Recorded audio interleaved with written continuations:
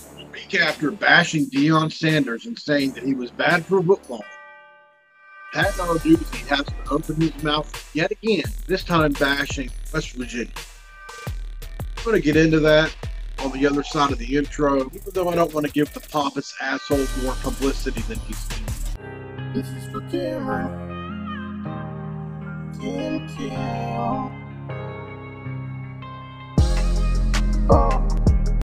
What is up, guys, and welcome in. My name is Mountaineer Paul.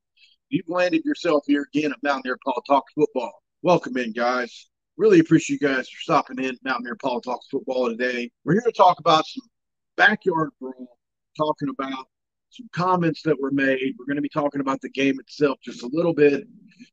But before we get into that, guys, can you do me a favor? We're on the road to 1,000. I've got less than 30 subscribers to go until I hit that 1,000 mark.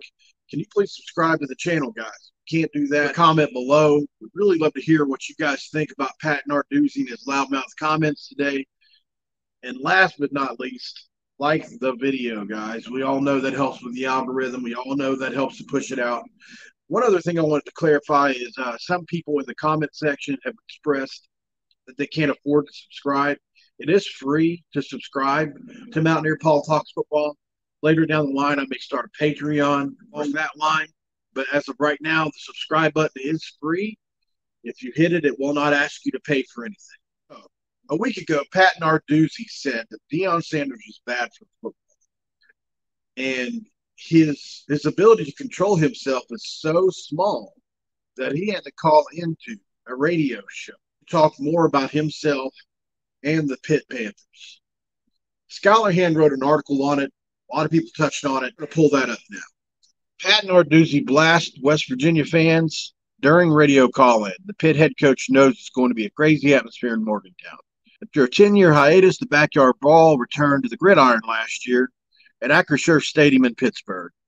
The Panthers won the game on a fluke play in which the ball bounced off a receiver's chest and right into the hands of a Pitt defensive back who ran it back with a go-ahead score.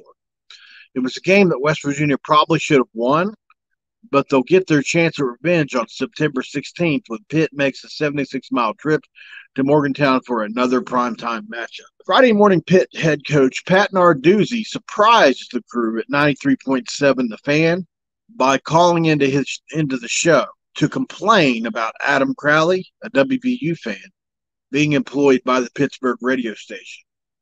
Yeah, this is a Pat from Pittsburgh wondering why you got this West Virginia guy doing our radio show. Like we couldn't find someone better.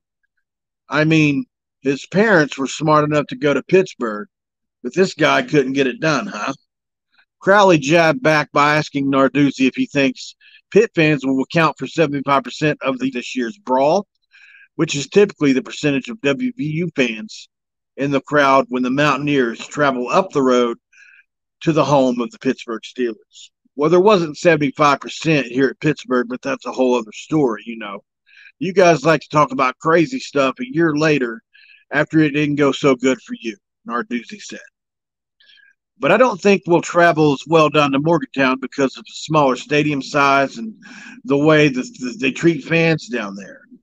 I think there's a lot of Pitt fans that are kind of, you know, obviously they've got the money to do it. But I just wonder what that will be like. From all the stories I've heard, there's a lot of older Pitt fans that are like, I'm not going down to that place. I'd rather go to the zoo. All joking aside, Narduzzi is thrilled that the two will meet once again under the lights, although he did throw in one more subtle jab WVU's way. I'm really excited about the 7:30 night game. Couldn't be more excited. I mean, 7:30 in Pittsburgh a year ago. We'll take another 7:30. It'll be a great atmosphere down there. You know, wear your hard hats and get ready to go. It'll be a little different style than the class in Pittsburgh. So I'm going to give you guys my opinion on a lot of this. I do think Narduzzi was joking in some senses with a lot of this, but I do think there was a lot of veiled frustration, a lot of pent-up anger, and a lot of him just being a pompous. That's exactly what he was doing with a lot of these comments. It's no surprise. First of all, let's go ahead and jump into the fact that Pitt doesn't even have their own stadium, much less for him to comment on the stadium size of West Virginia. That's number one. Number two, yes, West Virginia 9 times out of 10 does travel better down to the Pittsburgh Steelers Stadium. It just so happens that we went down there the year after they won an ACC championship, and we're heading into a hyped up season that didn't quite gain the traction that they thought it would. The next thing you know, he's bringing up money, talking about they've got the money to do. And I wonder if this is a reverse kind of backhand towards West Virginia fans. Obviously, the median household income in West Virginia is probably not compared to the city of Pittsburgh in any way, shape, or form. To me, that just felt like another little backhanded shot. And then last but not least, even though he's never personally experienced it, at least according to him in those comments, saying that he's only heard such things, he goes for the low hanging fruit, talking about West Virginia's history and some of the crazy atmospheres we've had over the years there. We all know that West Virginia has worked extremely hard to fix the reputation that's had in order to be more attractive for conference realignment and also just for a better fan experience overall. So to me, that was low hanging fruit. This is Pat Narduzzi talking out the side of his neck, not knowing the work that's gone into fixing some of the issues.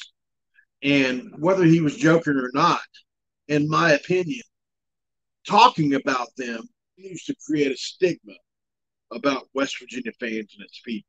Even went as far as to call us or compare us to zoo animals. It's just out of bounds, in my opinion, whether he was half joking or not. Some people are going to read, because here's how I look at it too. If you just read Skylar Callahan's article there, let's say where you read the first 3 quarters of it, didn't get to the last paragraph where he said all joking aside. You can misinterpret all that to think it was extremely serious and really big time shots at West Virginia's people. Same thing with other articles I've read. What's lost in translation is there was a little bit of joking going on. Not going to say there wasn't, but the harm can still be done in the midst of that. Saying that our fans mistreat people years after we've tried to fix it is still harmful to us. But a guy like Narduzzi doesn't care about that. So let's just get to September. Let's just get to the game. Let's get to 7:30 at night, like Narduzzi said. Let me know what you think below, guys. Leave a comment below. What do you think about Pat Narduzzi, his comments about West Virginia? Are you offended? Is it part of the game? Really like to know how you feel about that. Like the video. And like I said, guys, I'm almost to 1,000. Hit that subscribe button. Would really appreciate it. He also made some other comments, guys. I encourage you to go listen to the radio interview on the Fan 93.7. Skylar Callahan's article has a link to that.